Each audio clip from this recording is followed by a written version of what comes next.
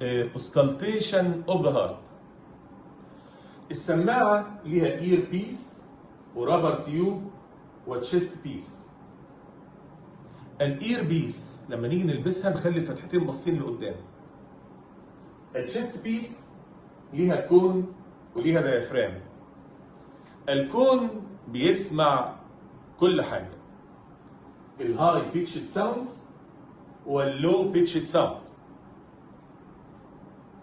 اما الديافرام فبينفذ الهاي بيتشد ساوندز ولا ينفذ اللو بيتشد ساوندز. وبالتالي الهاي بيتشد ساوندز اللي بتخش جوه الكون لو فيها بعض الشوائب الصوتيه اللو بيتشد هتعدي برضو، لان الكون بيسمع كله، فده يغلوش على الهاي بيتشد ساوندز. فميزه الديافرام انه بيفلتر الهاي بيتشد ساوندز من الشوائب الصوتيه اللو بيتشد لانه لا ينفذها. ولذلك الديافرام افضل للهاي بيتشد ساوندز لانه بيشتغل كفلتر ليها. اما الكون لا يفضل سماع الهاي بيتشد ساوندز بيه لانه بينفذ الشوائب اللو بيتشد، ويبقى الديافرام للهاي بيتشد افضل. اما الكون فده نسمع بيه اللو بيتشد ساوندز بس، لان الديافرام ما بيسمعش اللو بيتشد ساوندز. عشان كده الكون لللو بيتشد والديافرام للهاي بيتشد. الكون لللو بيتشد. لو بيتشد يعني ايه؟ يعني الاصوات الغليظه. فعلى مستوى الميرمرز في ميرمرز غليظه زي الرامبلينج ميرمر،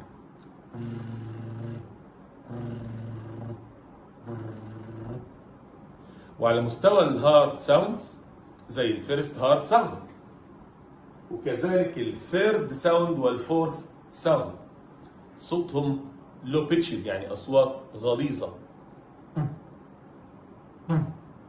دول يفضلوا يتسمعوا بالكون. اما الديافرام فهو افضل في الهاي بيتشد ساوندز الاصوات الحاده على مستوى الميرمرز زي السوفت ميرمر مثلا.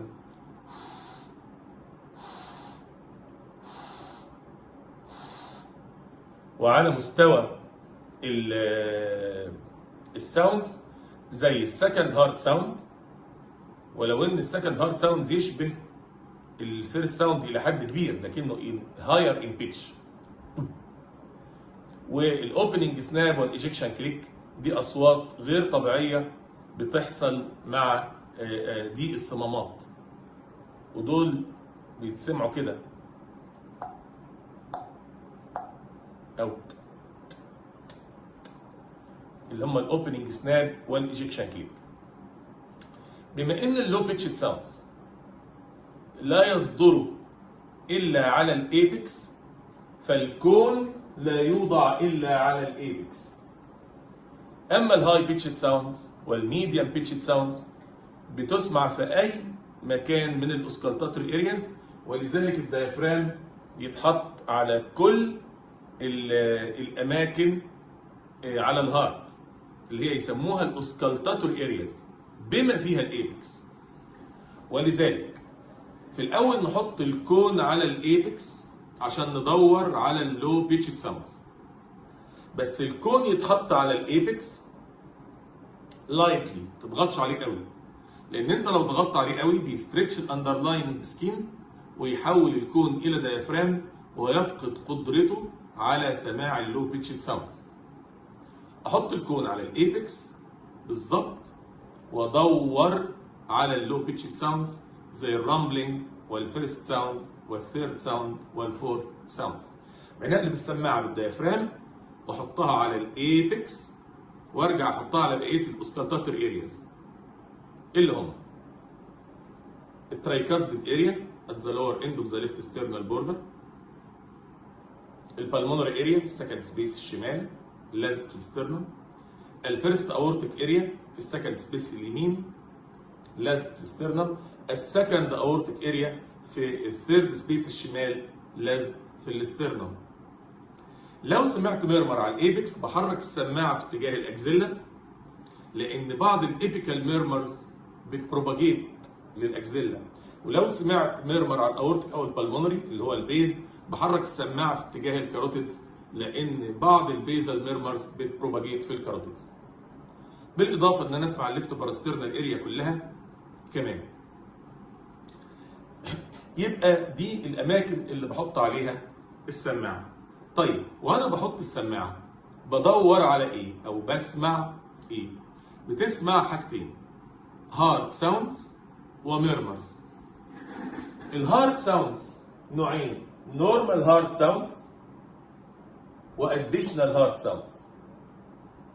النورمال هارد ساوندز اللي هم الفيرست هارد ساوند اس 1 والسكند هارد ساوند اللي هو اس 2. والاديشنال ساوندز اللي هم ثيرد هارد ساوند اس 3، فورث هارد ساوند اس 4، اوبننج سناب او اس، ايجكشن كليك اي سي. اما الميرمرز فدي بتعلق لو سمعتها على عده نقط اللي هم التايمينج والكاركتر والماكسيمال انتنستي والمين بروباجيشن والريليشن تو بوستشر والريسبيريشن. لما بنسمع الحاجات دي ونعلق عليها نقدر نفصل منها تشخيص. فالاول قبل ما نفصل التشخيصات نمسك حاجه حاجه نفهمها. هبتدي الاول بالهارد ساوندز، واول حاجه هقولها في الهارد ساوندز النورمال هارد ساوندز. انا عندي الفيرست هارد ساوند والسكند هارد ساوند. ادي الفيرست هارد ساوند في اول السيستول، وادي السكند هارد ساوند في اول الدايستول. الفيرست ساوند سببه كلوجر اوف مايترال اند ترايكاسبيد فالف. السكند ساوند ده الفيرست ساوند.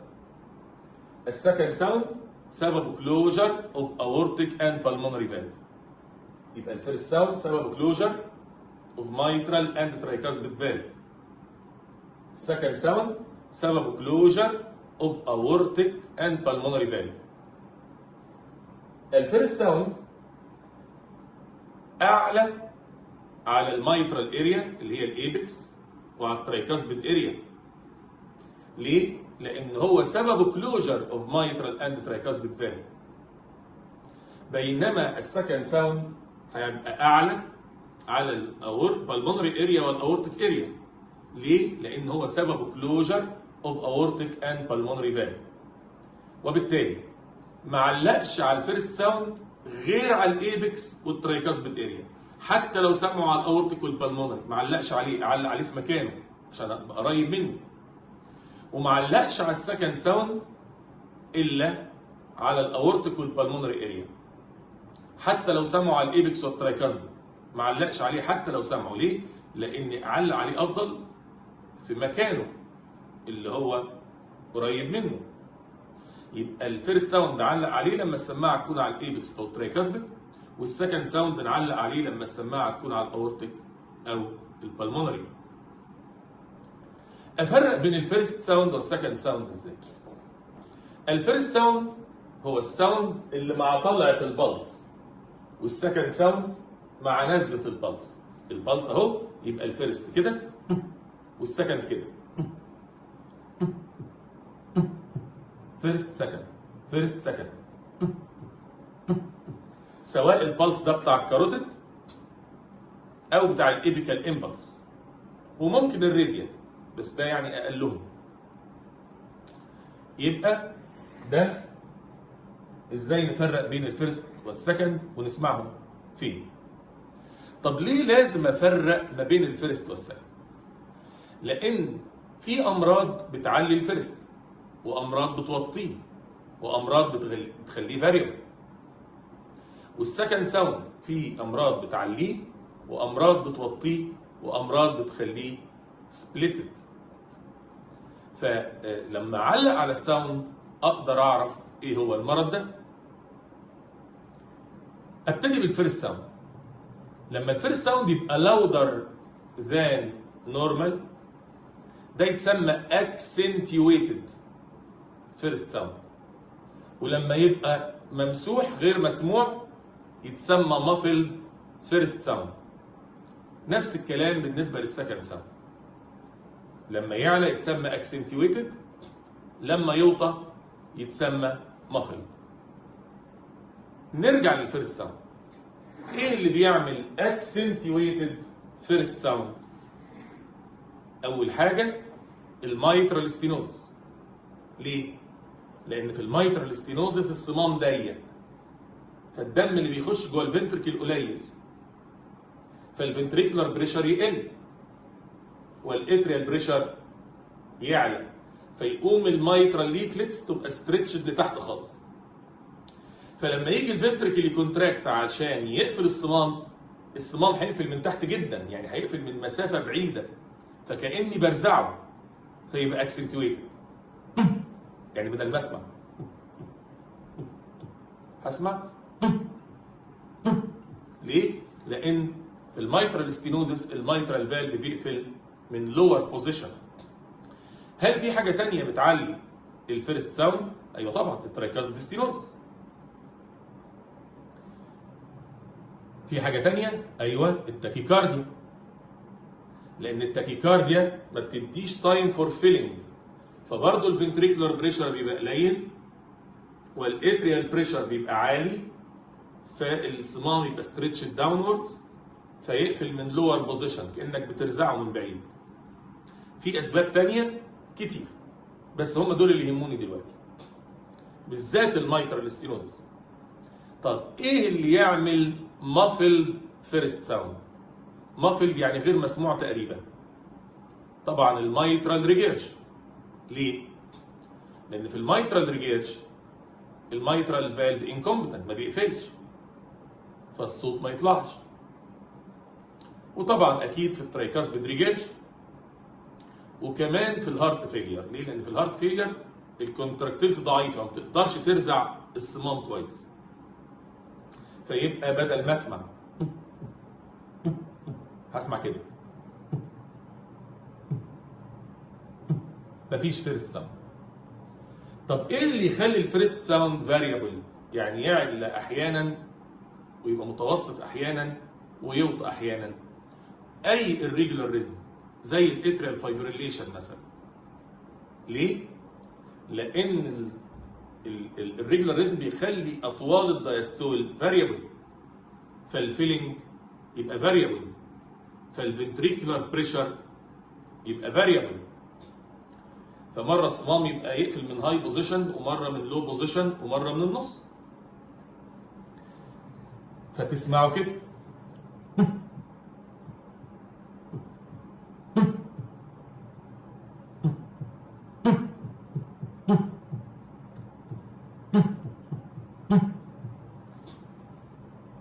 هاجي على السكند ساوند. السكند ساوند بنعلق عليه على البلمونري والاورتيك اريا. ايه اللي يعلي السكند ساوند؟ ان الكلوزنج بريشر اللي بيقفل البلمونري او الاورتيك فالف عالي، وبالتالي ايه اللي يعلي السكند ساوند؟ البلمونري هايبرتنشن او السيستميك هايبرتنشن.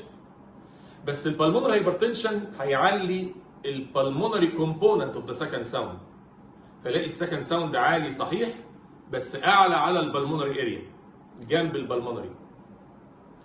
اما السيستميك هايبرتنشن بيعلي الاورتيك كومبوننت اوف ذا سكند ساوند، فاسمع السكند ساوند عالي صحيح لكن اسمعه اعلى على الاورتيك اريا. ازاي يعلى السكند ساوند؟ بدل ما اسمع هسمع. فلو سمعته كده على البلمونري اريا نقلت على الاورطه، نقلت على البلمونري، يبقى اللي عالي هنا هو البلمونري كومبوننت، يبقى ده بالمونري هايبرتنشن. اما لو سمعت كده يعني السكند ساوند اعلى على الاورتيك اريا، يبقى ده اكسنتويتد اورتيك كومبوننت اوف سكند ساوند زي السيستميك هايبرتنشن. يبقى في السكند ساوند هنا يفضل احدد اني كومبوننت هو اللي عالي، البلمونري كومبوننت ولا الاورتيك كومبوننت؟ يعني السكند اعلى هنا ولا السكند اعلى هنا؟ ايه اللي يخلي السكند ساوند مافلد يعني غير مسموع؟ ان الكلوزنج بريشر بتوع الاورتيك والبلمونري فالف ضعيف، زي الاورتيك ستينوزس مثلا. الاورتيك ستينوزس بيخلي السكند ساوند ايه؟ مافلد. ليه؟ لان كميه الدم اللي طالعه فوق الصمام الاورطه قليله، فالاورتيك بريشر واطي، فالكلوزنج بريشر واطي. تحط السماعه هنا على الاورطه اسمع الفيرست بس، انما لما احط على البلمونري اسمع الفيرست والسكند، لان البلمونري كومبوننت سليم. والعكس بالعكس، لو السكند ساوند اللي هو مع النزله مش مسموع على البلمونري لكن مسموع على الاورطه، يبقى muffled pulmonary component of second sound زي البلمونري ستينوزس مثلا. اما السبليتنج اوف ذا سكند ساوند فده صعب عليكم تسمعوه، انما بنعرفه نظري بس كده وخلاص. طيب ده الفيرست وده السكند. نيجي على الاديشنال ساوندز اللي هم الثيرد ساوند والفورث ساوند والاوبننج سناب والايجكشن هيل. الفيرست بيتسمع مع الطلعه والسكند بيتسمع مع النازله. بعد السكند في الدايستول. الدايستول ده فيه ايزومتريك ريلاكسيشن فيز when all valves are closed، وبعدين silent opening of mitral and tricuspid valve. لما الميترال والترايكاسبيد فالف يفتحوا يبتدي يحصل رابid فيلنج فيز. لو الرابد فيلنج فيز ده كان رابد قوي ودخل كميه كبيره قوي من الدم، فيقوم يندفع ويخبط في جدار الفنتركل ويعمل حاجه اسمها الاس 3. طب ايه اللي يخلي الدم مندفع قوي في الرابد فيلنج فيز؟ الفوليوم اوفرلود. الفوليوم اوفرلود زي المايتر ريجيرج والاورتيك ريجيرج. دم داخل كتير جوه الفنتركل فيقوم خابط في جدار الفنتركل ويعمل لي اس 3. ايه كمان ممكن يعمل الاس 3 غير الفوليوم اوفرلود؟ الفنتريكولار فيلير. يتسمع ازاي الاس 3 ده؟ مع النزله بعد السكند على طول. يبقى الفيرست مع الطلعه والسكند والثيرد مع النزله، لان الثيرد ماله في الايرلي دايستول. فاقوم اسمع كده بدل ما اسمع هسمع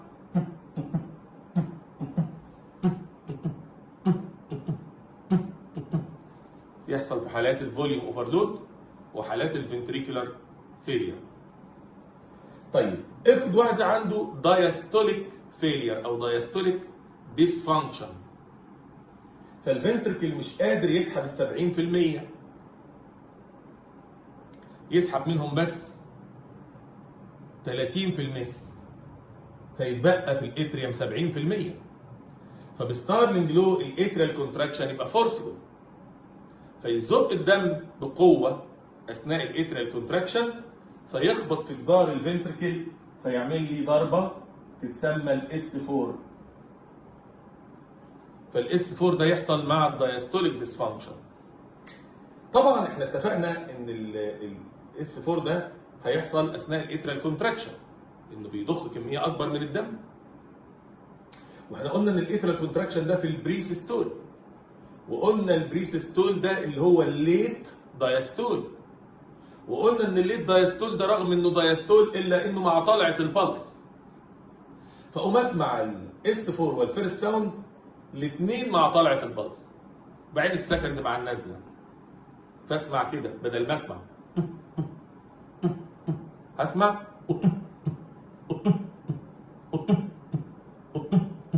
ده الاس 4. طبعا الاس 3 والاس 4 مصدر الصوت الفنتركل، ولذلك بيتسمعوا على الايبكس او على الترايكاسبيد اريا، ما بيتسمعوش فوق. ودول لو بيتشد ساوند ما يتسمعوش الا بالكون. نيجي بقى على مين؟ على الاوبننج سناب والايجكشن كليك. مين بيفتح في الايرلي دايستول هنا؟ المايترال والترايكاسبيد. فلو المايترال والترايكاسبيد دول اي واحد فيهم حصل فيه ستينوزس، والاستينوزس ده نون كالسيفيك ما فيهوش كالسيفيكيشن يعني صمام مرن، يقوم يطرقع مع الفتحه. هو الطبيعي انه سايلنت اوبننج، يطرقع مع الفتحه فتتسمى اوبننج سناب. او تتسمع فين؟ بعد السكند ساوند مباشره مع نزله البلس، لانها في الايرلي دايستول زي الاس 3. فيتسمع الفيرست مع الطلعه كده، والسكند مع النازله كده، والاوبننج سناب مع النازله كده. فيتسمع المنظر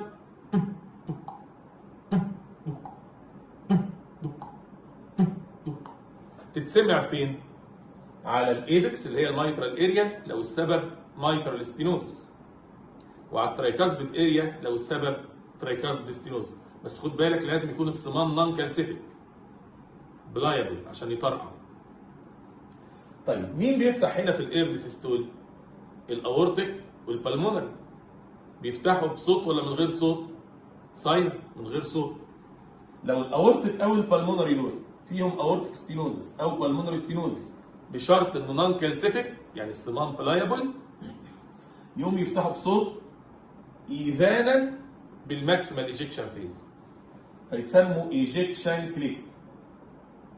ايجكشن كليك صوتها عامل ازاي؟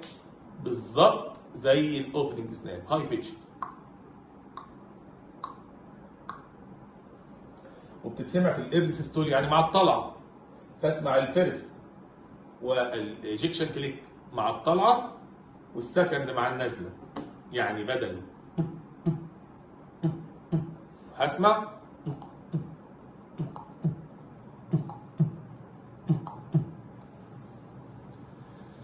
ملحوظه بقى. هتقول لي طيب دول يتسمعوا فين؟ لو بالمونري ستينوزس السبب هتسمع على البالمونري اريا. لو الاورتيك ستينوزس السبب مش هيتسمع على الاورتيك اريا بقى، هيتسمع على الايبكس، وده استثناء. يبقى تعال نشوف الهارت ساوند. نورمال فيرست وسكند ساوند،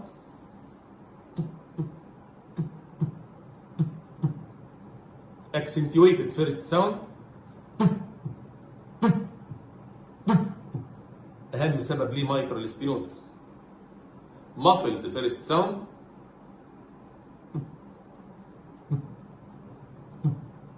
اهم سبب ليه مايترال ريجيرج.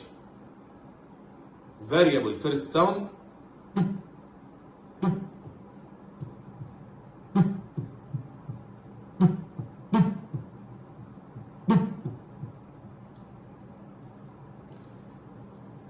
second sound accentuated pulmonary component of the second sound. حط السماعه على البلمونري،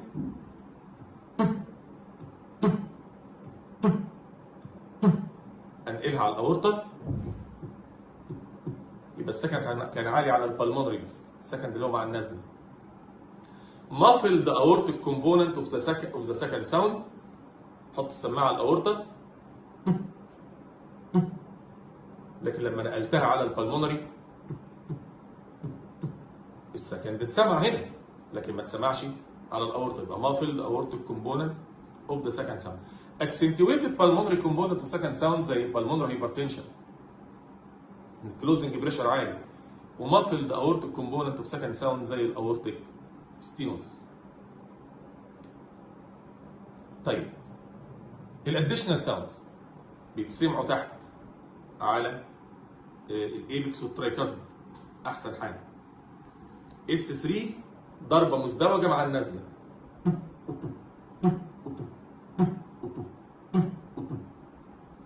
دول ما يتسمعوش غير بالكون، وسببهم فوليوم اوفرلود او فنتريكولار فيلير. اس 4 ضربه مزدوجه مع الطلعه، دول بيتسمعوا في الدايستوليك ديسفانكشن زي الفنتريكولار هايبرتروفي، لان الفنتركل المتضخم نتيجه بريشر اوفرلود مثلا بيكونتراكت كويس قوي لكن بيريلاكس وحش. فيعمل دايستوليك ديسفانكشن فيسمع اس 4. اوبننج سناب تكه مع النزله بعد السكند ساوند.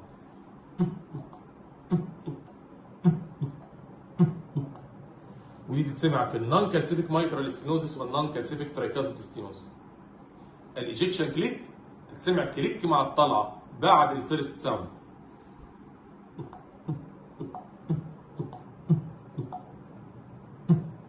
تتسمع على الايبكس او اورتيك ستينوزس وعلى البلمونري لو بالمونري ستينوزس. هاجي بعد كده على الميرمرز.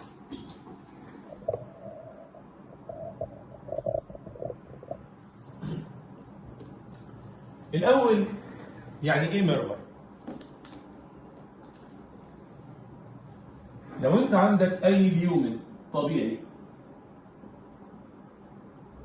ماشي في بلاد فلو طبيعي، صوته يبقى غير مسموع بالسماعه العاديه والاذن المجرده. انما لو هذا اليومن في ستينوزس او في انكومبتنس، الدم لما يعدي عليه يبقى تربلنت يعني ملخبط، فيبقى له صوت مسموع. هذا الصوت اسمه ميرمر، وبالتالي الميرمر صوت البلاد فلو نتيجه مروره في ابنورمال ليومن ستينوزس او انكومبتنس.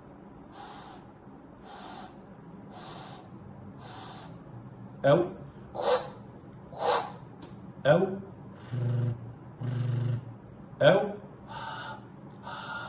واحيانا في ميوزيكال ميرمر. طيب اما تسمع اي ميرمر علق على عده نقط بخصوصه، يعني اوصفه عده اوصاف: التايمنج، الكاركتر، السايت اوف ماكسيمال انتنسيتي، السايت اوف مين بروباجيشن، الافكت اوف بوستشر، والافكت اوف ريسبيريشن. نمسك نقطه نقطه. التايمنج بتاع الميرمر، ادي الفيرست ساوند مع طلعه البلس، ادي السكند ساوند مع نزله البلس، ادي الفيرست ساوند مع طلعه البلس، ادي السيستول ما بين الفيرست والسكند، وادي الدايستول ما بين السكند والفيرست. السيستول اغلبه مع طلعه البلس ما عدا الجزء الاخراني، الدايستول اغلبه مع نزله البلس ما عدا الجزء الاخراني. التايمنج بتاع الميرمر اما ان هو يكون سيستوليك او ان هو يكون دايستوليك. افرق ازاي ما بين السيستوليك ميرمر والدايستوليك ميرمر؟ السيستوليك ميرمر مع طلعه البلس، الدايستوليك ميرمر مع نزله البلس. السيستوليك ميرمر اهو،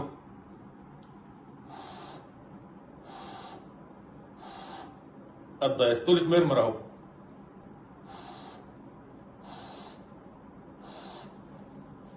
نركب عليهم الهارد ساوندز. سيستوليك ميرمر، دايستوليك ميرمر. السيستوليك ميرمر نوعين والدايستوليك ميرمر نوعين. السيستوليك ميرمر نوعين، السيستوليك ميرمر نوعين والدايستوليك ميرمر نوعين. سيستوليك ميرمر نوعين. اول نوع اسمه بان سيستوليك. بان سيستوليك يعني بادئ من اول الفيرست وبينتهي بالسكند، وبلاتو شدته ثابته من الاول للاخر. فيبقى صوته عامل ازاي؟ هعمل 4 عدات نورمال، ومن العده الخامسه هركب بان سيستوليك ميرمر.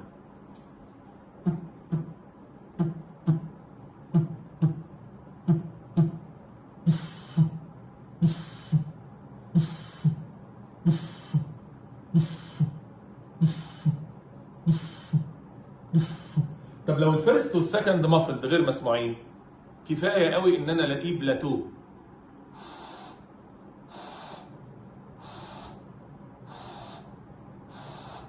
ومع طلعة البلس طبعا. البانسيستوليك ميرمر ده سببه مايترال ريجيرج، وده يتسمع اعلى حاجه على الايبكس، وترايكاسبيد ريجيرج، وده يتسمع اعلى حاجه على الترايكاسبيد اريا. النوع الثاني من السيستوليك ميرمر اسمه ميد سيستوليك، او له اسم تاني ايجكشن سيستوليك. ليه ايجكشن سيستوليك؟ لانه بيحصل في الماكسيمال ايجكشن فيز. ما هو الميد سيستول الماكسيمال ايجكشن فيز، مش الايرلي سيستول ايزومتريك كونتراكشن فيز والليت سيستول ريديوزد ايجكشن فيز. يبقى الميد سيستول مين؟ الماكسيمال ايجكشن فيز، ولذلك يسمى ميد سيستوليك ميرمر او ايجكشن سيستوليك ميرمر. ده نعرفه ازاي؟ انه قصير ومش بلاتو، يعلى ويوطى، يسموه كريشندو دي كريشندو، يعلى ويوطى، يعني ما هواش لا،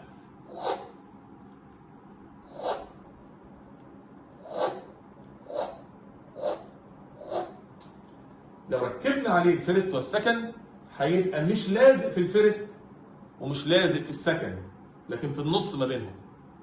هعمل 4 عدات نورمال، ومن العده الخامسه هركب ايجكشن ميد سيستوليك ميرمر.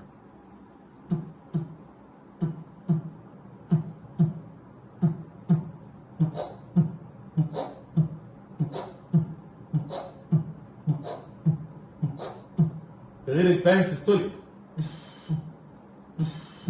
الايجكشن سيستوليك.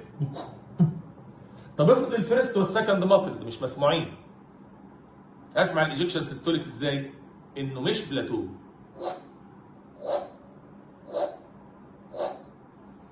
وده له سببين، اورتيك ستينوزس وبالمونري ستينوزس، ولذلك اعلى مكان يتسمع فيه على الفيرست اورتيك اريا لو اورتيك ستينوزس، والبالمونري اريا لو بالمونري ستينوزس. هاجي على الدايستوليك ميرمر. الدايستوليك ميرمر نوعين برضه، ايرلي دايستوليك وميد دايستوليك زائد بري سيستوليك اكسنتويشن. الايرلي دايستوليك بعد السكند مباشره، لازق فيه وما بيكملش لحد الفيرست اللي بعده، وبيبقى مع النازله طبعا لانه دايستوليك. فهعمل 4 عدات نورمال، ومن العده الخامسه هزود الايرلي دايستوليك ميرمر.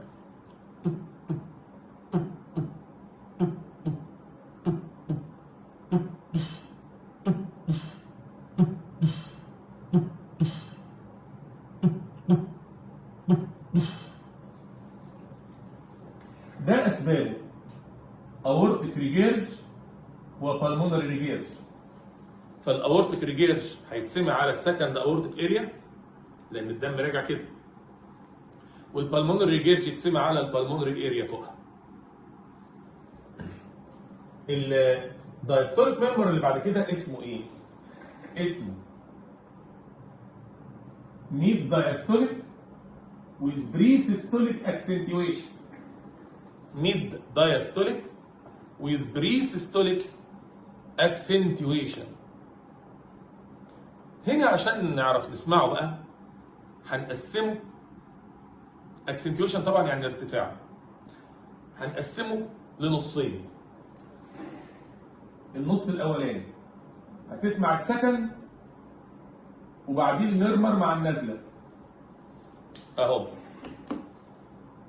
مش السكند مع النازله والميد دايستول مع النازله، يبقى كده. النص الثاني البريسيستوليك اكسنتويشن مع الطلعه، لان قلنا البريسيستول مع الطلعه رغم ان هو في اخر الدايستول، والفيرست ساوند مع الطلعه بس لازقين في بعض. هتقول لي فين الفيرست ساوند؟ ما هو لو مفيش فيرست ساوند كنت سمعتها كده، لكن انت سمعت القطمه اللي في الاخر دي هي الفيرست. طب ليه مش مسموع واضح؟ لان لازقين في بعض، عاملين له ماسكينج. يبقى النص الاولاني النص الاخراني يبقى على بعضه.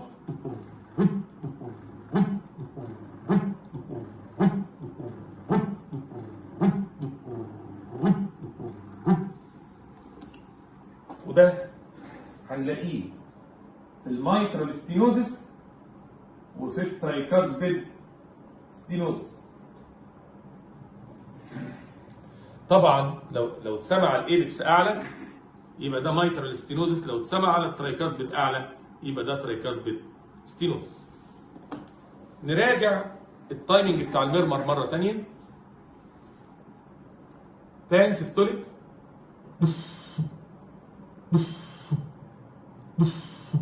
مفيش ساوندز،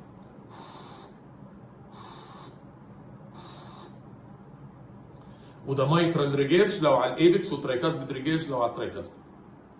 ايجكشن ميد سيستوليك لو مفيش ساوندز وليس، وده اسباب اورتيك ستينوزس تتسمع على الفيرست اورتيك اريا، وبالمونري ستينوزس تتسمع على البالمونري اريا. ايرلي دايستوليك ميرمر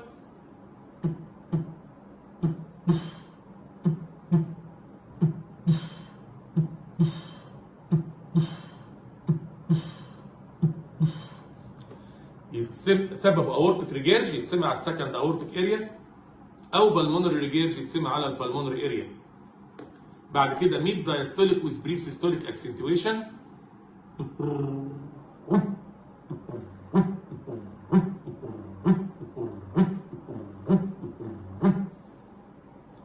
بيتسمع على الايبكس في المايترال ستينوزس وعلى الترايكاسبيد في الترايكاسبيد ستينوزس.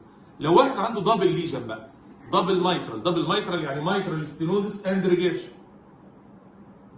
الريجيرج بان سيستوليك والستينوزس ميد دايستوليك، فيتسمع سيستوليك ودايستوليك ميرمر مع بعض. طب لو عندي دبل اورتيك ستينوزس ايجكشن سيستوليك واورتيك ريجيرج ايرلي دايستوليك، اسمع سيستوليك ودايستوليك ميرمر مع بعض.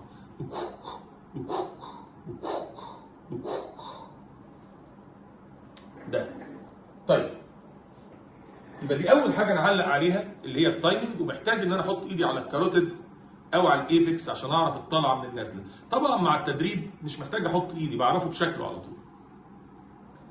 هاجي بعد كده على الكاركتر بتاع الميرمر. انا عندي كاركتر اسمه رامبلينج، وكاركتر اسمه هارش، وكاركتر اسمه سوفت. السوفت اهو،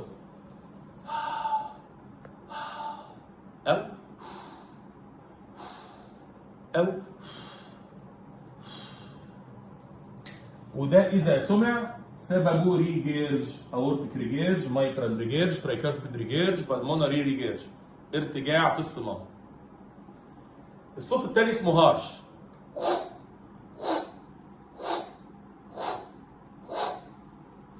الصوت الثالث اسمه رامبلينج.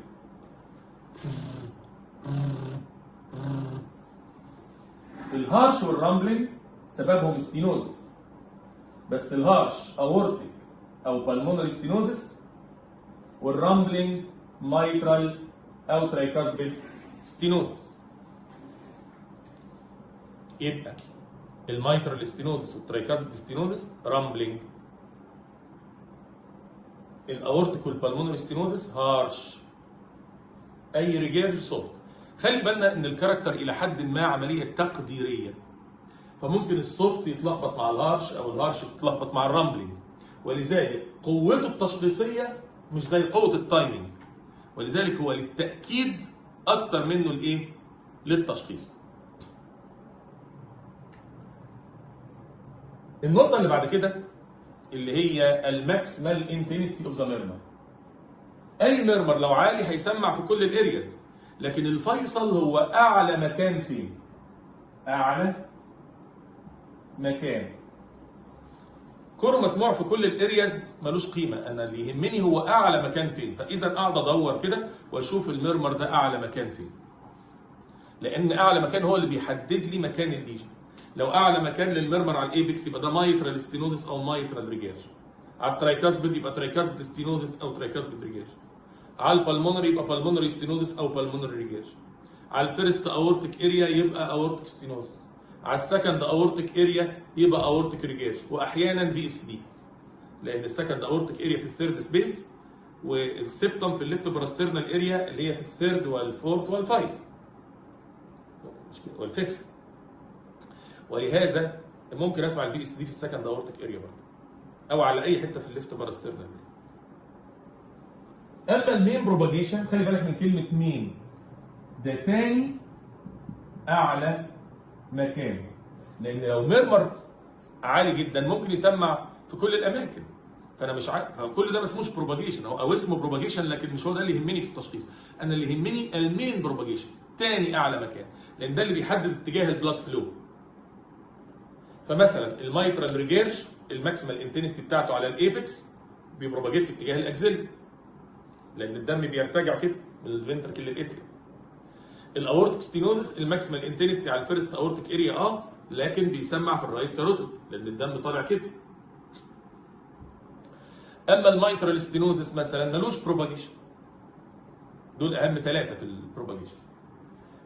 اي بروباجيشن تاني غير المين بروباجيشن ملوش قيمه تشخيصيه، ببقى عارف بس ان الميرمر عالي فمسمع هنا وخلاص. البوستشر، اي ايبيكال ميرمر بيزيد في الليفت لاترال بوزيشن. اي مايترال ميرمر بيزيد لما تنام على جنبك الشمال. واي بيزال ميرمر، بيزال يعني اورتيكو بالمونري، بيزيد في الليننج فورورد، لما تقعد وتميل لقدام كده وتحط السماعه تلاقي الميرمر عالي. فدي حاجه تاكد التشخيص وتعلي الميرمر لو مسموع بالعافيه. الريليشن تو ريسبيريشن اللي هم الترايكاسبيد ريجيرج او اي رايت سايدد ميرمر، ترايكاسبيد او بالمونري ستينوزس او ريجيرج، الميرمر بتاعهم بيعلى بعد النفس لما تاخد نفس. ليه؟ لانك لما بتاخد نفس الفينوس ريتيرن بيزيد على الرايت سايد، فالبلاد فلو بيزيد على الترايكاسبيد والبالمونري، فلو فيهم ليجن ميرمره هيعلى لان الفلو عليه زاد. اهمهم الترايكاسبيد ريجيرج. الترايكاسبيد ريجيرج باين سيستوليك ميرمر بيتسمع على الترايكاسبيد اريا يعلى، واسمها كارفيلو ساين. كارفيلو ساين. في حاجه اخيره في الكومنت على الميرمر وهي ريليشن تو اكسرسايز. ايوه، الميترال ستينوزس بيعلى مع الاكسرسايز. يعني لو عندي ميترال ستينوزس لما تعمل اكسرسايز العيان يدي يحرك رجله كتير قوي كده، او يقوم ويقف يقوم ويقف بعدين ينام، حط السماعه تلاقي يعمل اكسرسايز. فدي اولا لتاكيد التشخيص، ثانيا عشان تخليني اسمع المرمر احسن، بدل ما نخليه يعمل شلاليت كده ممكن نعمل حاجه اسمها هاند جريب، يشد على ايده جامد قوي قوي قوي. او لو العيان واكل، لان الحاجات دي بتزود الفلو على الميترال فالف، فلو في ضيق مرمره ايه؟ يعلى. انتوا عارفين اللي بيتعلم لغه بيتعلمها ازاي؟ بيتعلم الالفابيتيك الاول. يقول الالف شكلها كذا في اول الكلمه، شكلها كذا في نص الكلمه، شكلها كذا اخر الكلمه، شكلها كذا، لو عليها فتحه يبقى تتنطق كذا، لو تحتها كسره تتنطق كذا، يعني نمسك الب ت س لحد ما نخلص الالفابيتيك. بعد ما نخلص الالفابيتيك بنبتدي نعمل البلندنج، اللحام. الف مع ب مع ت تبقى ابتي، ت مع ب مع الف تبقى تبا، ت مع الف مع ب تبقى تابه، ب مع الف مع ت تبقى باتا، وهكذا.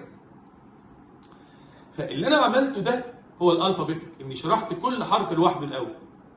الفيرست ساوند صوته عامل ازاي، بعرفه ازاي، ايه اللي بيعليه، ايه اللي بيوطيه. السكند ساوند صوته عامل ازاي، بعرفه ازاي، ايه اللي بيعليه، ايه اللي بيوطيه، وهكذا. الميرمر الكاركتر ايه، الرامبلنج اسبابه ايه، سوفت اسبابه ايه، وهكذا. يعني مسكت حرف حرف. فاول خطوه انك تذاكر لي الالفابيتيك الاول صامت. الخطوه الجايه بقى نعمل البلندنج. لما الفيرست يبقى عالي والميرمر يبقى ميد دايستوليك والكاركتر يبقى رامبلنج ومعانا اوبننج سناب، التشخيص يبقى ايه؟ لما الفيرست يبقى مافلد والتايمنج بان سيستوليك والكاركتر سوفت ومعايا اس 3 ومسموع ماكسيمالي على الايبكس وبيبروباجيت على الاكزيلا، التشخيص يبقى ايه؟ فالكلام ده هنجمعه كل التشخيصات اللي علينا في رسمه واحده في الفيديو الجاي ان شاء الله، وشكرا.